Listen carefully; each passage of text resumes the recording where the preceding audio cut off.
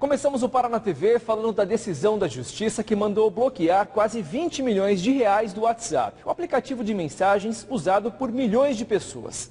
É um desdobramento da Operação Quijarro que prendeu uma quadrilha de traficantes internacionais de droga. Explica pra gente melhor, Alberto De Angeli, boa tarde. Olá, Gustavo, boa tarde. A determinação partiu da Justiça Federal de Londrina, do mesmo juiz que determinou as 14 prisões da operação cumprida ontem pela Polícia Federal. 12 pessoas foram presas, 2 ainda foragidas. A investigação apontou uma conexão internacional de tráfico de drogas. A cocaína vinha da Bolívia para o Brasil, era distribuída dentro do Brasil e também encaminhada para a Europa. Londrina funcionava como um centro de distribuição e transporte da droga. Eram mais de 2 toneladas de cocaína por mês. Em meio a essa investigação, a Polícia Federal pediu a quebra do sigilo telefônico dos investigados. A Justiça determinou a interceptação dos telefonemas e também de mensagens de aplicativos de celular pela internet, no caso, o WhatsApp. O WhatsApp se negou a repassar as informações para a Polícia Federal.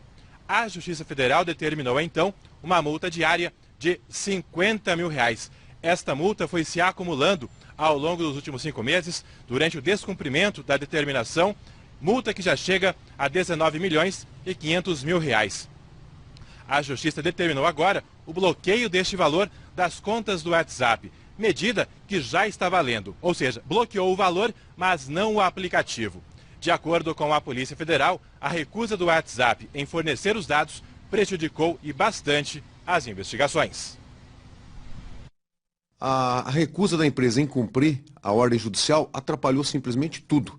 A partir de agora, nós já temos autorização judicial para que possamos examinar essas conversas, por exemplo, trocadas em aplicativos, né? E poderemos ter acesso a novos fatos. Só que nós teremos acesso a isso de forma pretérita. As conversas já ocorreram. Se a Polícia Federal tivesse acesso disso online, vamos dizer assim, nós teríamos condições de descortinar muito mais os crimes. Essa carga, por exemplo, de 4 toneladas que foi apreendida durante a operação, poderia ter sido multiplicada por 10. Esse pessoal que foi preso durante a operação, poderíamos ter muito mais presos aqui e fora do país. Ou seja, a recalcitrância atrapalha o nosso trabalho, a eficiência da Polícia Federal de forma geral. E isso, se continuar, vai prejudicar a sociedade como consequência. De acordo com o delegado, a PF pediu apenas a aplicação de multa e não o bloqueio do WhatsApp, como já ocorreu em outras regiões do país. A suspensão do serviço não foi solicitada, porque o bloqueio do uso, de uma maneira geral, prejudica outras pessoas que utilizam esse aplicativo, por exemplo. No caso, a multa milionária, como foi nessa hipótese, R$19,5 milhões, ela faz com que a empresa cumpra a ordem judicial sem prejudicar os demais. O que nós queremos é ter acesso à comunicação entre os criminosos e não do cidadão de bem. Esse aí foi o delegado Elvis Seco, da Polícia Federal, reforçando que a Justiça determinou o bloqueio de R$19,5 milhões das contas do WhatsApp no Brasil, porque o WhatsApp descumpriu a determinação para repassar informações para a Polícia Federal. Ou seja, bloqueio de valores, mas não do serviço. O serviço de WhatsApp continua funcionando normalmente. A nossa produção entrou em contato com a empresa, mas até agora o WhatsApp não se manifestou em relação às providências que irá tomar. Tá aí, então, desdobramento da operação realizada ontem pela Polícia Federal.